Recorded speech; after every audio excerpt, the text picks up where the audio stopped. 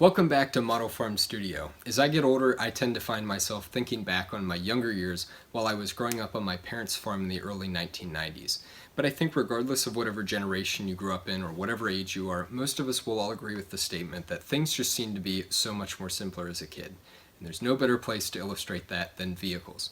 Specifically, I think back to crank windows, radios with a cassette tape in them. Probably a lot of people don't even recognize anything that had an 8-track. Yes, we had a vehicle that had an 8-track, but even a manual transmission is such a rare thing anymore that it's just kind of a refresh to see photos or think back to the times that were really a lot more simpler, or at least so it seems. So one specific area or truck series that really still resonates with me are Chevy's S-10 Blazers and pickups. My mom had a dark blue S-10 Blazer. I believe it was a 1983 model. And to this day, I can still remember taking McDonald's with her out to the field and having lunch with my dad. I also remember my dad had a friend with a light blue S-10 pickup. Not sure what year that was, but to this day, the cap for this truck is still up in the rafters of our machine shed. So this video is actually to document the customization process of a 1/64 scale S-10 pickup that was made by ERTL in the early 1990s. These came usually in the Farm Country playsets, but I believe they also came in individual blister packs. Typically I see them loose in either red or yellow variants, but there are other variants as well. I believe there's an F&S version that was white. So that being said, if you enjoy this video, be sure to give it a like, and also be sure to hit that subscribe button and stay tuned for future videos. And with that, let's jump into it. Thanks for stopping by. I bought this yellow S10 pickup truck on eBay for under $10. I'm pretty surprised at the level of detail that this casting has since it was made in the early 1990s, so I think this should give a really nice end result as a small runaround pickup truck on a future farm display. I'll begin by removing the wheels from the truck. To do this, I decided to cut the axle rods with my Dremel tool. I like to keep worn down grinding wheels for situations like these, where I need a disc that can fit into a smaller space. With the wheels removed, I'll now grind off the heads of the rivets that are also on the underside of the truck. These rivets are what hold the different pieces of the truck's casting together.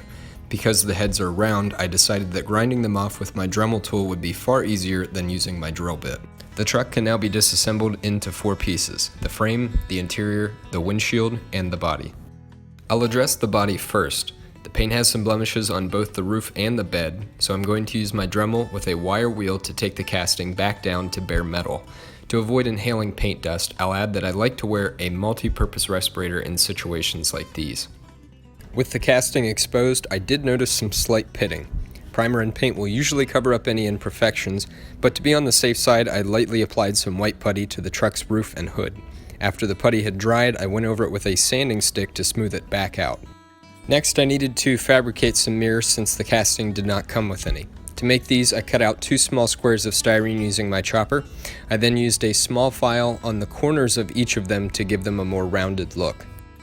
Typically, I do try to brace my mirrors with a tab of metal inside of them for some support. However, because these were so small and the metal casting was quite hard to drill into, I decided just to glue them directly to the truck. One final step before primer was to make a small indent with my pin vise to attach the antenna on the passenger side. Again, because this die cast is exceptionally harder than most, I went with a larger drill bit here than normal to ensure that it could withstand the stress.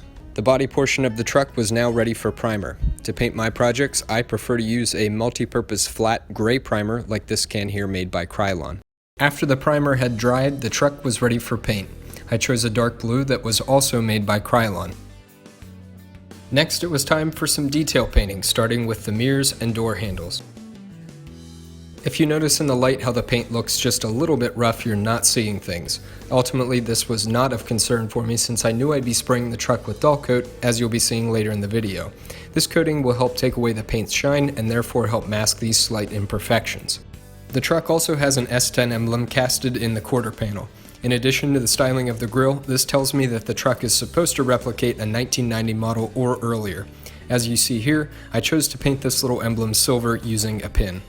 These trucks also had chrome trim around the fender wells, so I carefully went back and added this detail to it as well.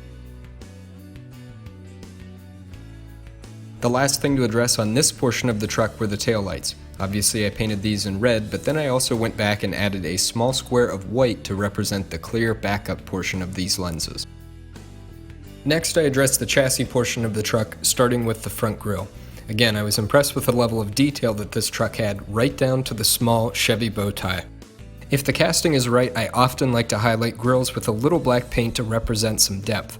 By right, I mean there's a distinct detail in a casting that's supposed to represent a slot or a hole, typically for ventilation or cooling purposes. Some examples would be a grill on the front of a truck or louvers on the side panels of a tractor. To do this, I load up a small brush with some black acrylic paint, apply it in the crevices of the area, and then wipe off the excess with my finger. I suggest using acrylic paint here because it's easier to wipe off, but any unwanted paint can also be scratched off using a sewing pin after it's dried. Once I'm happy with it, the dull coat will ultimately help seal the entire piece. After looking through photos of the real versions of these trucks, I noticed that the air dam under the bumper should be black instead of chrome. So I went back and applied a little black paint to this portion of the truck as well. The bumper has two small rectangular indents to represent turn signals, so I applied some orange paint in them and to the side turn signals that are located near the headlights. Next, it was time to paint the iconic Chevy bow tie emblem. I just mixed two paints together to come up with the shade that you see here, since it didn't really require that much paint. Moving to the back, we have the rear bumper, which came in either black or chrome in real life. On top, they had a black plastic cover like many trucks do to provide traction if you needed to climb up into the bed. Because this bumper is so small, I decided to skip the strips but still paint the top. To help add some texture, I applied the black a little bit on the heavier side. I decided to paint the headlights silver to help offset them against the chrome of the rest of the grille. Some people have asked me in the past if I prefer painting my lights silver or white. The way I look at it, headlights utilize reflectors in them for illumination. This is basically the mirror portion inside of the assembly. In other words, I feel like silver paint is more appropriate to represent this reflective surface as opposed to white. Once I was satisfied with the level of detail painting, I added dark brown paint on the frame to help mask the chrome. Doing this provided a more weathered, used look that you might see in real life. I found that this is a really simple way of helping to draw your eye away from the bottom of a truck, especially when it's originally done in chrome. I've always felt like having the right wheels can really make or break a project. Before diving into this truck, I found this 1986 Chevy G20 van made by Greenlight. After I picked it up, I realized that its wheels would be perfect for the S-10. So after some twisting and pulling, as well as a little bit of grinding with my Dremel tool, these wheels were ready for fit up to the truck's frame. The third section to address was the interior of the truck cab, which was a simple plastic mold like most toy trucks have.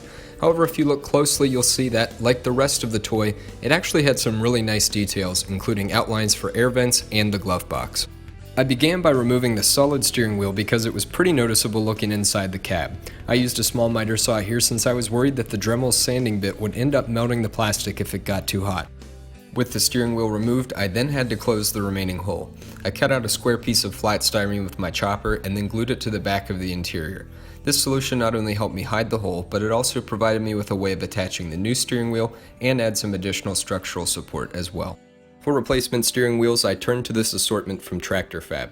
To no surprise, there was one style that worked really well for the S-10. After I cut this steering wheel out of the metal tree, I used my Dremel tool to lightly sand down the remaining nub that was left behind. These steering wheels incorporate pins to attach them to your project, but the pin heads also serve as a nice center cap. I just add some glue to the center of the steering wheel as you see here, and then slide the pin through the hole. The downside of using these pins is how small of a drill bit you need to make a hole. Obviously you can cut the pin down significantly, but when you're drilling into metal, it can really take some time, especially when you're doing it by hand. In the case of this S-10, that piece of styrene that I added really made things a lot easier. While I had my drill out, I also decided to make a hole in the center of the floor to add a stick shift for a little extra detail. Once I was finished with drilling, the interior was ready for the parts to be added. I started with the shifter first and then incorporated the steering wheel afterwards. To hide the rest of the hole that was left behind from the original steering wheel, I filled it in with putty. Putty is an absolute must-have for my projects, as it seems like I always end up finding a use for it. I recommend using a white colored version as it's far easier to paint over than a darker color like green. Once the putty was dried and I sanded it down smooth, the interior was ready for paint. I just sprayed this with my Krylon primer and left it that way. I thought the primer's flatness actually looked pretty appropriate for the inside of a pickup. Detail painting the interior was pretty simple. I just painted the steering wheel again, highlighted the air vents and the clip for the glove box, and then painted the stick shift.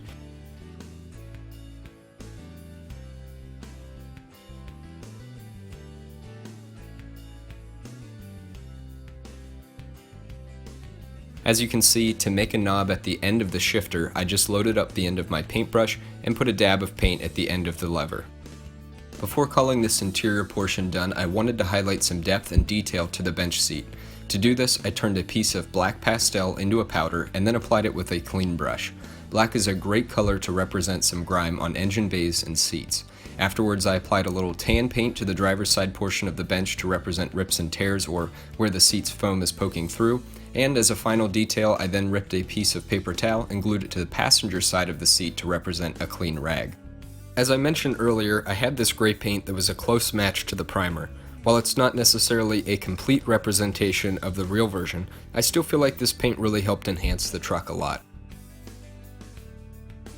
The semi-transparent plastic windshield mold was the final piece to complete the interior. Really, this was just painting the windshield wipers and the sliding rear window gaskets black to help them stand out a little bit more.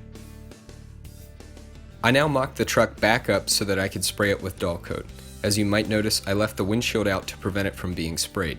Like I mentioned earlier, this coating will completely remove the paint's shine and therefore make the truck appear more weathered. Additionally, it will also help seal the various items that I painted throughout this video.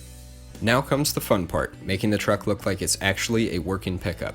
I started out by painting the bed with the same shade of dark brown that I used on the chassis earlier. Afterwards, I then went back and added just a little bit of silver to show some newer areas of wear. I picked up this 4-pack of pastel crayons made by Generals. These are a great substitute for weathering powders that you can buy online, and they tend to be a cheaper option for that matter as well. The challenge is finding earthier tones like browns, greens, and grays that are sold in smaller packs. Prepping pastels for use is quite easy. I used a razor blade and scraped in a downwards direction onto a clean sheet of paper. After I had enough of a pile, I rolled the paper up and dumped the powder into an empty spice bottle. I applied some of the same black pastel powder to the body of the truck. I worked this into the edges like the gap between the truck cab and the bed, as well as along the edges of the hood. Then it was time for a little brown pastel for some color variation. I applied this mainly to the bottom of the truck and to the wheels to simulate some dirt and dust. Afterwards, it was time to add some final farm-related details. I wanted to make it look like there was some leftover hay in the bed, so I applied regular Elmer's glue in the corners using an old brush. Elmer's was preferred in this case because it dries clear, but it also provided me with more time than super glue. For hay, I used some dead-colored static grass that was made by Woodland Scenics.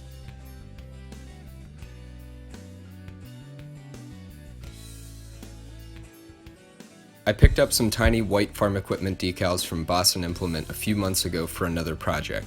One of them wasn't the best of quality, so I decided that it would look good as an aged vinyl cling in the truck's rear window. I also bought some 3D printed chemical jugs a while ago as well.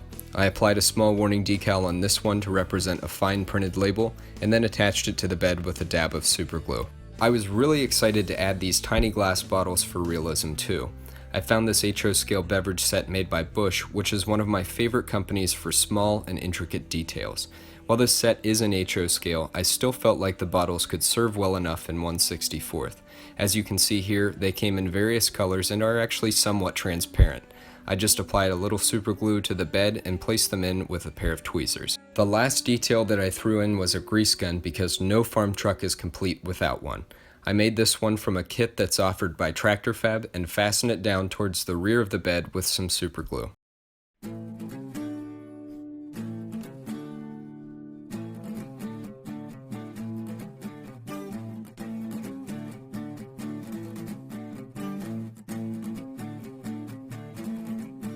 The S-10 was now completed. I did go back and add some white pastel to the hood and the roof to simulate some paint fade or primer poking through, but overall I'm very pleased with how this project turned out. I think it makes for an awesome tribute to the trucks of my childhood, and I can't wait to put it to use on a future farm display. I hope you guys enjoyed watching this build as much as I enjoyed transforming this truck from a $5 eBay find to what you see here.